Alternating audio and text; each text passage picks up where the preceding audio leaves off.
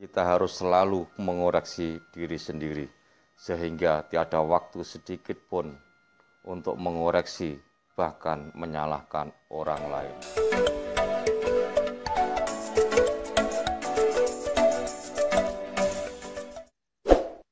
Bismillahirrahmanirrahim. Dalam kesempatan kali ini kita akan lanjutkan itu tentang alam kubur. Kita lanjutkan itu bahasan tentang asal wujud sejati manusia. Dalam video yang kemarin kita sudah bahas sampai alam barsyah, yaitu bab yang ke-9. Lalu kesempatan ini kita lanjutkan ya bab yang ke-10, yaitu tentang alam kubur. Jadi yang dinamakan alam kubur itu manggone ya, tempatnya itu ada di alam antara. Alam antara itu bukan dunia, juga bukan akhirat. Tetapi alam kubur ini juga tempat atau juga bisa disebut dengan wadah. Jadi isinya wadah atau tempat yang dinamakan alam kubur itu ada dua. Ya, ada dua. Yaitu ada yang namanya raudhatum min raudhatil jannah. Ya. Yang satu raudhatum min raudhatil jannah. Yang satunya lagi itu disebut dengan kubratum min kubratin nar. Jadi ada dua itu, rodoh sama kubroh.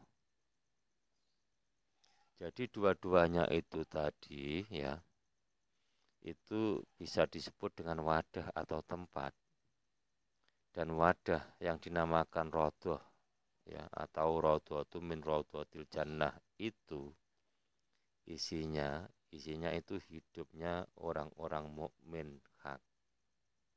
Dan di situ sudah mendapat cuwilan ya, sudah mendapat cipratan kenikmatan surga sebagai hadiah ya, sebagai hadiah atau sebagai apa ya, sebagai hadiah atau sebagai fasilitas yang istimewa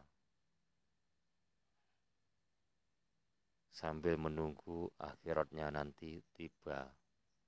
Itu yang tempatnya di raudhah atau raudhatum min raudhatil jannah. Terus yang satunya itu disebut dengan kubratum min kubratin nar. Itu isinya juga hidupnya para jin, para setan, juga para manusia yang mereka itu pada kafir. Maaf loh ya, ini kafir di sini ini tidak mengenai kepada kafir makna umum, akan tetapi kafir dalam arti kafir itu kan leng-leng ya, atau juga disebut dengan dinding pemisah ya. Jadi antara manusia dengan makhluknya itu ada pembatas, sehingga untuk mencapai sifat ketuhanan atau wahdatul wujudnya itu tidak bisa sampai. Itu yang dinamakan kafir. Dan di kubroh ini hidupnya para jin, para setan, juga para manusia yang kafir, dan juga hidupnya para manusia yang buta dan tuli. Maksudnya orang yang buta itu orang yang tidak mengerti atau tidak tahu tentang Allahnya, tidak tahu cikal-bakalnya, tidak tahu ya gawene atau pekerjaannya, tidak tahu jadinya itu dari mana, tidak tahu tempat dan yang harus ditempati itu di mana, dan tidak tahu hidupnya itu, tidak tahu nanti perginya kemana, terus nanti bertempatnya itu juga di mana.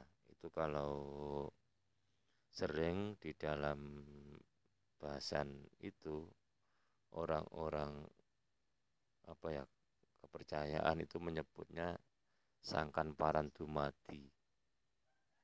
Wis pokoke ndak ngerti asal usule, ndak ngerti badine mengko nang ngendi. Itu yang disebut dengan buta juga tuli.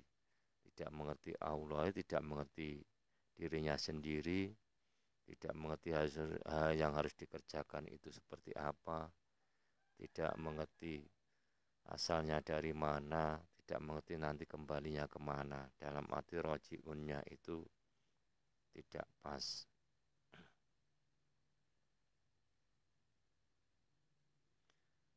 Lalu hidupnya itu akan kesasar.